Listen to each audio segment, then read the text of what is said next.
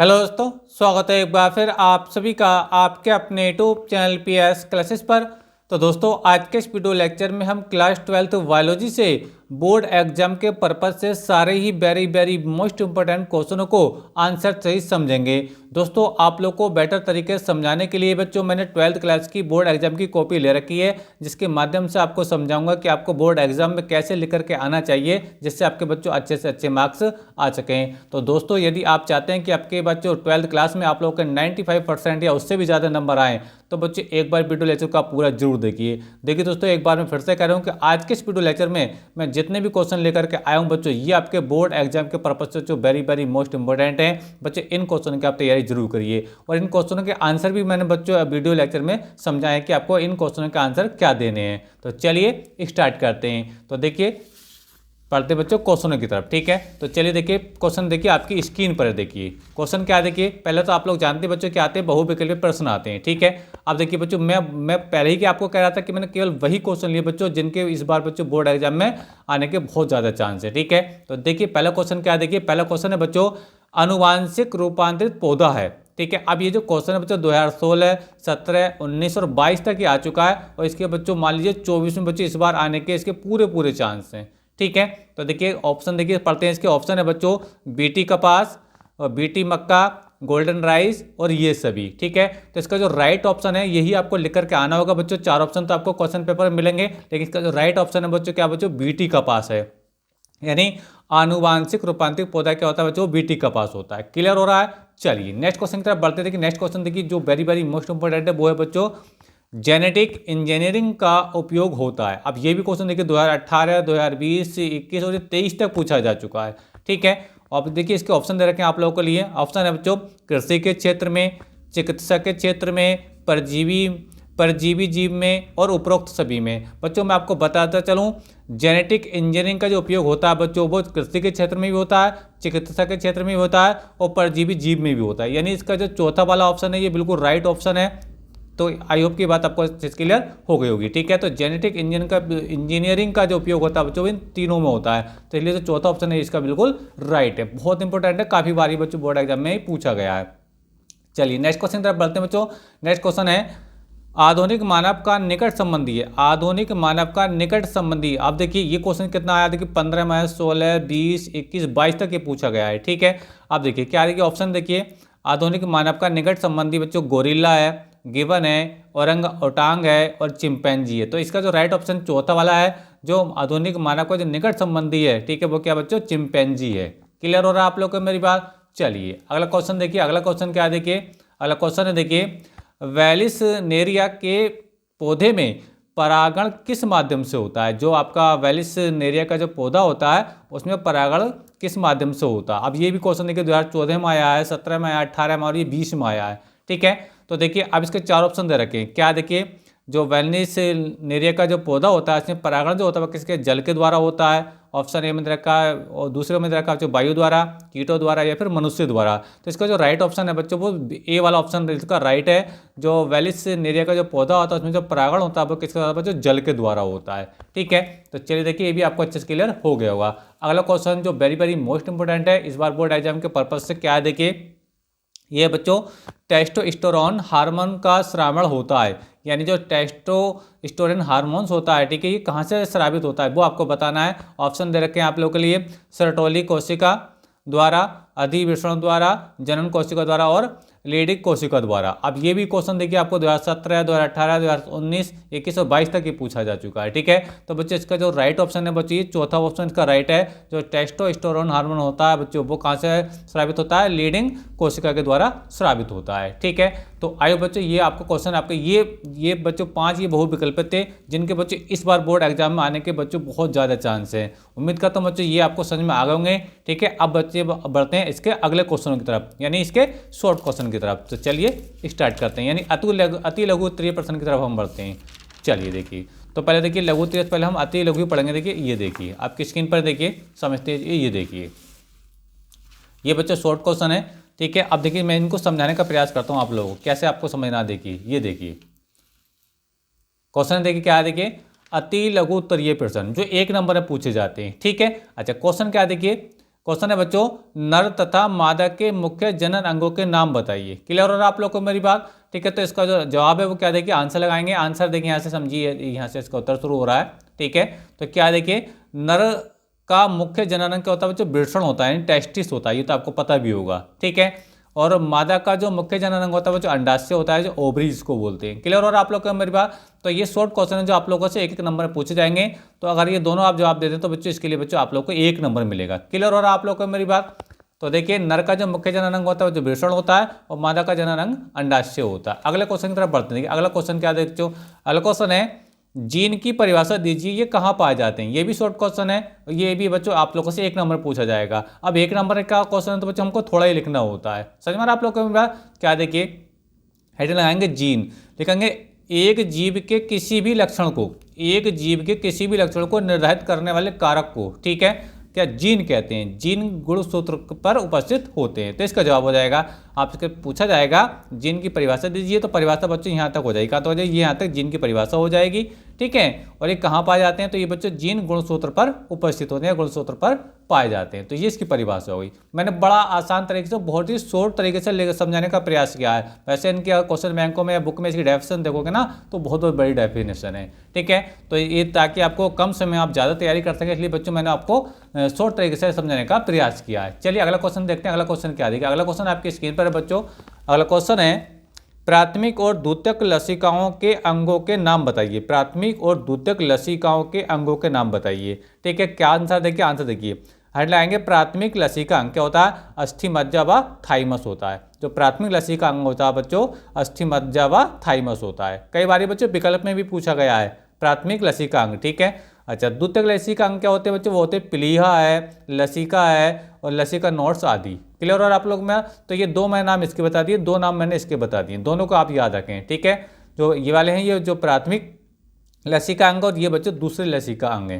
Clear है, चलिए अगले क्वेश्चन की तरफ बढ़ते हैं। अगला क्वेश्चन क्या देखिए, अगला क्वेश्चन बच्चों हमारे पास है, विलुप्त प्रजातियां क्या है। Very very most important question है, शॉर्ट क्वेश्चन, 1 नंबर वाले क्वेश्चन मैं आपको बता रहा हूँ पहले। ठीक है, क्या देखिए, विलुप्त प्रजातियां क्या है। देखिए ऑप्शन क्या देखिए, आपको जवाब क्या देना, जवाब देखिए बच्चों, लिखना है जीव जंतुओं की वे प्रजातियां जिनका अस्तित्व वर्तमान में पृथ्वी से पूर्ण रूप से क्या होता है, समाप्त हो चुका है। पूर्ण रूप से क्या होता है बच्चों, यानी जो ऐसे प्रजातियां हैं, ऐसे जीव जंतु हैं जो पृथ्वी से लगभग क्या होती हैं, समाप्त हो गई। जैसे गिद्ध है, अब गिद्ध कहीं देखने को नहीं मिलता है, सच में, तो विलुप्त प्रजातियों में आ जाएगा। ठीक है, तो वही लिखा है यहाँ पे, जीव जंतुओं की वे प्रजातियां जिनका अस्तित्व वर्तमान में पृथ्वी से पूर्ण रूप से समाप्त हो चुका है। ठीक है, विलुप्त प्रजातियां कहलाती हैं। क्लियर हो रही है आप लोगों में, तो इसका बच्चों ये यहाँ तक जवाब हो जाएगा। ठीक है, तो आइए बच्चों ये भी क्वेश्चन आपको समझ में आ गएगा। और बच्चों ये आपसे बच्चों ये क्वेश्चन बच्चों आपसे शॉर्ट क्वेश्चन ग्रुप बच्चों आपसे 1-1 नंबर में ये पूछे जाते हैं। क्लियर है आप लोगों को मेरी बात? चलिए देखिए, अब बच्चों हम बात करते हैं लघु उत्तरीय प्रश्नों की, जो आपसे 2-2 नंबर में पूछे जाते हैं। देखिए आप भी बच्चों बोर्ड एग्जाम में ऐसे ही लिख कर आएंगे, और ऐसा लिख कर आएंगे तो उम्मीद दिलाता हूं बच्चों आपके बहुत अच्छे बच्चे एग्जाम में आपके नंबर आने वाले हैं। ठीक है, तो चलिए देखिए, अभी लघु उत्तरीय प्रश्न की बात करेंगे, जो बच्चों हर क्वेश्चन बच्चों 2 नंबर का होता है। हर क्वेश्चन बच्चों 2 नंबर का होगा। ठीक है, और ये वो क्वेश्चन है बच्चों जो मैंने जो पूरी बुक से बच्चों छांट करके लिखे हैं, जिनके बच्चों इस बार बोर्ड एग्जाम में आने के बहुत ज़्यादा चांस है। आप इनकी तैयारी आप एक बार जरूर कर लीजिए। ठीक है, क्या है देखिए, अगला पहला क्वेश्चन इसका, क्राई प्रोटीन क्या है। क्राई प्रोटीन क्या है, इसे पैदा करने वाले जीव का नाम बताइए। ठीक है, क्योंकि ये 2 नंबर का क्वेश्चन है तो इसमें 2-3 लाइनें या 4 लाइनें तो लिखना अस्वाभाविक है। समझ रहे होंगे आप लोग मेरी बात। ठीक है, क्योंकि 2 नंबर भी तो लेना आपको। तो देखिए क्या देखिए, इसका जवाब है, क्राई प्रोटीन एक विषाक्त प्रोटीन है जो क्राई जीन द्वारा कोड की जाती है। ठीक है, और क्राई प्रोटीन कई प्रकार के होते हैं, जैसे जो प्रोटीन जीन काई, यहाँ फर्स्ट है ये 1AC व क्राई 2AB आदि, यानी इसके 2 नाम दे दिए यहाँ पे, 2 प्रकार के। वैसे तो जीन कई प्रकार के होते हैं, यहाँ पे नाम देती हैं, जो प्रोटीन जीन काई फर्स्ट AC व क्राई AB आदि। ठीक है, अच्छा, फिर इसके अंदर पूछा था इसे पैदा करने वाले जीव का नाम बताइए। ठीक है, तो इसे क्राई प्रोटीन बैसिलस थरीनुएंजियस बीटी द्वारा बनते हैं। तो इसका बच्चों जीव का नाम है क्या, क्योंकि हम लोग जानते हैं बच्चों बायोलॉजी में नाम कुछ ऐसे ही होते हैं। ठीक है, इसको याद कर लेंगे कि जो आपके जो क्राई प्रोटीन होते हैं वो किस चीज से उत्पन्न होते हैं, इससे उत्पन्न होते हैं। ठीक है, बैसिलस थोरेनजिएंसिस। ठीक है, जिसको शॉर्ट में हम BT भी कह देते हैं। क्लियर है आप लोग को मेरी बात? चलिए अगला क्वेश्चन बढ़ते हैं कि अगला क्वेश्चन क्या है बच्चों। देखिए अगला क्वेश्चन बच्चों, जैविक खेती पर टिप्पणी लिखी। Very very most important question है और ये काफी बार बच्चे बोर्ड एग्जाम में पूछा भी जाता है। ठीक है, जैविक खेती पर टिप्पणी लिखी। क्या लिखना है देखिए आपको, जैविक खेती एक उत्पादन प्रणाली है जो कृत्रिम रूप से मिश्रित उर्वरकों, कीटनाशकों और पशुधन खाद्यों योजकों के उपयोग से बचती है। ठीक है, अच्छा, अधिकतम संभव सीमा तक जैविक खेती प्रणाली मिट्टी की उत्पादकता और जुताई को बनाए रखने के लिए फसल चक्र, पशु खाद, हरी खाद और यांत्रिक और जैविक खाद पर निर्भर करती है। ठीक है, तो ये बच्चों आपको शॉर्ट में आपको यहाँ पे लिखना होगा। ठीक है, तो ये जवाब बच्चों आपका जैविक खेती पर टिप्पणी हो गई। ठीक है, अच्छा, नेक्स्ट क्वेश्चन तरफ बढ़ते हैं। नेक्स्ट क्वेश्चन क्या देखिए जो इंपॉर्टेंट है आपका, अगला क्वेश्चन देखिए क्या है। अगला क्वेश्चन बच्चों, मानव जीनोम परियोजना का संक्षिप्त वर्णन कीजिए। मानव जीनोम परियोजना का संक्षिप्त वर्णन कीजिए। ठीक है, तो ये क्वेश्चन देखिए आपको मैंने आंसर लिख दिया। आपको बच्चों बोर्ड एग्जाम ऐसे ही लिख करके आएंगे। अगर आप साफ साफ सुथरा सुथरा लिख करके आएंगे ना, आपको उम्मीद देता हूँ बच्चों आपके 95% से भी ज़्यादा नंबर आएंगे। क्लियर है आप लोग को मेरी बात। अब देखिए इसका जवाब हो जाएगा, मानव जीनोम परियोजना एक अत्यंत व्यापक स्तर की परियोजना है जिसके अंतर्गत मनुष्य के जीनोम में उपस्थित समस्त जीनों की पहचान की जाती है। ठीक है, अच्छा आगे देखिए, मानव जीनोम में लगभग 3 × 10⁻9 क्षार युग्म है तथा प्रति क्षार पहचानने के लिए $3 का खर्च आता है। इसे पूरा होने में लगभग 13 वर्ष का समय लगा था। तो बस इतना आपको यहाँ पे इसमें याद करना है। तो यहाँ तक इसका बच्चे पूरा ही जवाब हो जाएगा। उम्मीद करता हूँ ये पूरा क्वेश्चन बच्चे आपको क्लियर हो गया होगा। ठीक है, इंपॉर्टेंट है मानव जीनोम परियोजना, काफी बार बच्चे बोर्ड एग्जाम में पूछा गया है और बच्चे इस बार भी इसके बोर्ड एग्जाम में आने के पूरे चांस है, इसलिए तैयारी इसको जरूर करें। ठीक है, तो चलिए देखिए अगला क्वेश्चन बढ़ते हैं बच्चों। तो ये थे बच्चे आपके लघु उत्तरीय प्रश्न। ठीक है, चलिए आगे बढ़ते हैं। देखिए आगे कौन कौन से क्वेश्चन है, देखिए आगे कुछ और भी क्वेश्चन है। देखो लघु उत्तरीय प्रश्न ही है वो भी, ये देखिए स्क्रीन पर समझिए। ये देखिए क्या है, देखिए अगला क्वेश्चन है बच्चों, जनसंख्या विस्फोट पर संक्षिप्त टिप्पणी लिखी। यानी जनसंख्या विस्फोट का मतलब होता है जो तेजी से बढ़ती हुई जनसंख्या के बारे में बताना है। ठीक है, तो देखिए जनसंख्या विस्फोट very very most important question है, इसको जरूर याद करके जाइए। ठीक है, लिखना क्या है देखिए, वही मैंने आपको स्क्रीन पर लिख दिया है, कहीं भागने की जरूरत भी नहीं है। ठीक है, क्या है देखिए, विश्व की आबादी 2 व्यक्ति प्रति सेकंड पर सेकंड। सेकंड कितना छोटा होता है आप लोग जानते हैं कि 1 मिनट के अंदर 60 सेकंड होते हैं। ठीक है, और आज के वर्तमान युग में 1 मिनट के अंदर 2 व्यक्ति यानी 2 व्यक्ति क्या हो रहे हैं बच्चों, जन्म ले रहे हैं। 2 बच्चे क्या ले रहे हैं बच्चों, जन्म ले रहे हैं। तो वही लिखा है कि विश्व की आबादी 2 व्यक्ति पर सेकंड या 2 लाख व्यक्ति प्रतिदिन, यानी एक दिन के अंदर लगभग 2 लाख बच्चे क्या ले बच्चों जन्म ले रहे हैं। बताओ कितनी स्पीड से जनसंख्या बढ़ रही है। ठीक है, या 60 लाख प्रति माह, अगर प्रति माह की बात करते हैं तो 60 लाख है एवरेज। ठीक है, या 7 करोड़ प्रति वर्ष दर की दर से बढ़ रही है। यानी 1 साल के अंदर कितनी वृद्धि हो रही है, कितने बच्चों का जन्म हो रहा है, यानी कितने व्यक्तियों का जन्म हो रहा है बच्चों, वो 60 करोड़ का जन्म हो रहा है। क्लियर है, वही बात यहाँ पे लिखी है। आबादी में इस तीव्र गति से वृद्धि को जनसंख्या विस्फोट कहते हैं। बताओ समझ रहे हैं आप लोग को मेरी बात। यानी 1 साल के अंदर सरकार के आंकड़ों के अनुसार 7 करोड़ व्यक्ति जन्म ले लेते हैं। क्लियर है आप लोग को मेरी बात। आगे देखिए, यह मृत्यु दर में कमी तथा जन्म दर में वृद्धि के कारण होती है। जो जनसंख्या विस्फोट जो होता है वो किस वजह से होता है कि मृत्यु दर तो कम हो जाती है और जिनकी जन्म दर जो वो बढ़ जाती है। यानी जो मरने वालों की संख्या हो जाती है पर साल, ठीक है, वो घट जाती है और जन्म लेने वाली संख्या बच्चों बढ़ जाती है। ठीक है, तो ये इसका यहाँ पे रीजन भी बताया है। क्लियर है, अच्छा अब आगे दे रखा देखिए, जनसंख्या विस्फोट के निम्न कारण हैं। यानी जो बढ़ती हुई जनसंख्या से क्या क्या कारण थे कि वो आपको बताना है। तो पहला कारण क्या देखिए, मृत्यु दर में कमी होना। जो मृत्यु दर यानी जो अगर व्यक्ति मरेंगे कम तो पृथ्वी पर ज़्यादा जीव रहेंगे, समझ में आ रहा है, ज़्यादा मनुष्य रहेंगे। तो ये पहला कारण है मृत्यु दर में कमी होना। दूसरा कारण है बच्चों, जनन योग्य व्यक्तियों की संख्या में वृद्धि होना, यानी जो जनन कर सकते हैं ऐसी व्यक्तियों की संख्या में वृद्धि होना। ठीक है, अच्छा तीसरा क्या है बच्चों, अच्छी स्वास्थ्य सेवाओं के कारण, क्योंकि आजकल हम जानते हैं कि आज के जो स्वास्थ्य चिकित्सा है, ठीक है, वो बहुत ज़्यादा विकसित हो चुकी है। तो अच्छी स्वास्थ्य सेवाओं के कारण जीवन स्तर में सुधार होना है। यानी आज तो डॉक्टर ऐसे भी हो गए हैं, ठीक है, कि वो बड़े गंभीर से गंभीर पेशेंट का भी इलाज करके उसको बचा लेते हैं। लेकिन पहले ऐसा नहीं था, पहले इतने काबिल डॉक्टर नहीं थे, लेकिन अब ऐसा है। ठीक है, जिसकी वजह से डॉक्टर जो पेशेंट को बचा लेते हैं, तो जैसी बात है फिर वो बच गया तो पृथ्वी पर रहेगा, और रहेगा तो बच्चों वही क्या बच्चों, जनसंख्या विस्फोट का रूप ऐसी जनसंख्या लेती रहेगी, क्योंकि मरेंगे कम और जन्म होगा ज़्यादा। समझ में आ रहा है, और कोई व्यक्ति मरने के कगार पर भी उसको डॉक्टर ने बचा लिया। समझ में आ रहा है, तो मृत्यु दर तो कम हो ही जाएगी। क्लियर हो रहा है आप लोग को। तो ऐसा कुछ लिखना होता है आपको इसमें। अच्छा, अगला क्वेश्चन देखिए, अगला क्या है, IVF तथा GIFT का पूरा नाम बताइए। बहुत ही इंपॉर्टेंट क्वेश्चन है IVF, ठीक है, क्या होता है? देखिए IVF का पूरा नाम होता है बच्चों इन विट्रो फर्टिलाइजेशन होता है, इन विट्रो फर्टिलाइजेशन होता है, ठीक है। और GIFT का पूरा नाम होता है गैमेट इंट्रा फैलोपियन ट्रांसफर।